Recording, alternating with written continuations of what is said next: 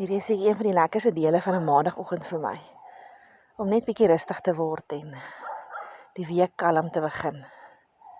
Jy hoor die voeltjies sing en hier en daar hoor jy 'n hoenderhaan. It's amazing, in Ermelo hoor ons nog hoenderhane. En die wind waai, dit is ysig koud vanoggend. Maar dit is my so lekker om net 'n moment te vat om te sê, kom ek haal net asem vir die week begin en kom ek raak net bietjie stil by die Here. Dit is my niks so lekker, julle wat weet, is om op 'n Saterdagoggend vroeg op te staan en in die bos in te ry en foto's te gaan neem nie. Dis my manier van sommer net bietjie aflaai en bietjie herlaai en net so bietjie rustig word by die Here. En elke keer as ek opstaan en ek kyk hoe lyk dit buite, dan kyk ek hoor jy dit geryp is. Lyk dit of dit 'n goeie dag vir ysfoto's is daar buite. En verlede Saterdag was dit so yskoud gewees. En ek het vroeg opgestaan en ek het my koffietjie gemaak en ek het daar in die bos in gery en dit was beautiful. Alles was gevries gewees, die blaartjies, die takkies, dit was net so mooi. En ek het dit so geniet om net daar langs die dam te sit en fotootjies te neem en amper te wag om te kyk wat's volgende. En as ek daarna toe gaan, dan voel dit vir my asof ek so by die Here gaan sit. Ek weet dit klink dalk vreemd, maar dis vir my net so special. En soos ek omdraai om terug te ry huis toe, kyk ek in die sonsopkoms in. En julle, daar sit 'n voël op hierdie groot klip en ek stop en ek kyk mooi en ek sien julle, dis iets soos 'n valk. Dis 'n groot valk en ek haal dadelik my kamera uit en zoom nader om te kyk wat gaan nie aan. En toe is dit 'n valk wat 'n voeltjie gevang het. En ek sien die voeltjie se arme potjies wat daar stokstyf regop staan en hierdie valk wat besig is om op te vreet van die binnekant af.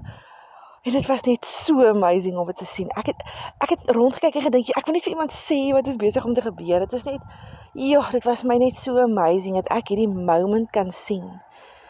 En ek het 'n paar foto's geneem, maar die lig was terrible, want dis in die sonskyn in en mense, as jy van foto's neem weet, jy neem nie in die son in foto's nie.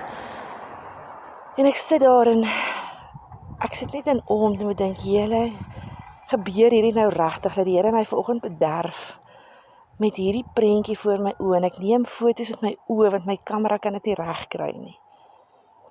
En in daai moment besef ek net, die Here is net so goed en so groot en wow, ek meen, wat is die toeval dat jy so iets sien? En hierdie Saterdag eergister wat nou verby is, besluit ek nie, ek gaan weer, want julle, hierdie was net so amazing. Ek gaan nou weer bos toe Saterdagoggend.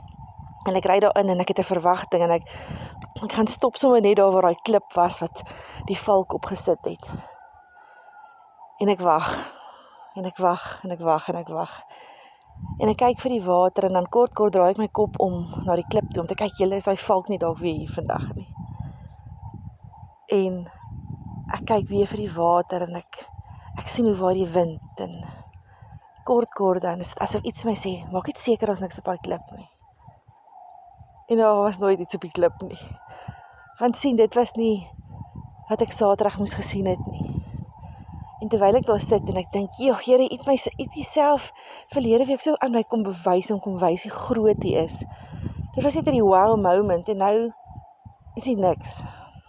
En in hierdie moment wat ek dit oordink, is my kar se venster oop en die wind waai. En die wind waai so rustig oor die water, laat mens dit kan sien. En in daai moment besef ek, God is hier. En ek voel sy teenwoordigheid so tasbaar. En met hierdie besef ek dat ons is geneig om partykeer God in 'n boks te sit en te dink, maar dis hoe God moet lyk en dis wat hy moet doen. En dan dink mens, mens kan nie God gaan soek in 'n stilte nie. En dit het my laat dink aan Elia se storie, as jy onthou dat Elia gevlug het van Jezebel af. En hy was daar in 'n grot gewees. En hy het vir die Here gesê, hy's bang, want al sy mense wat saam met hom gewerk het, is dood. En Jezebel wil vir hom doodmaak. Jy kan die storie gaan lees in Konings 19. In vers 12, dan sê hy, Here, ek weet nie wat om te doen nie. En dan sê die Here vir hom, gaan uit die grot uit en luister na my stem.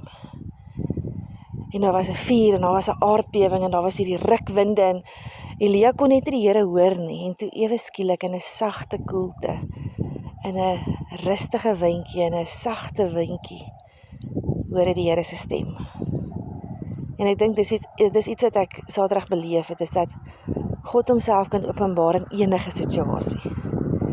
En dit excite my. En ek wil jou vanoggend bemoedig om te sê, God kan met jou kom praat nou in jou situasie.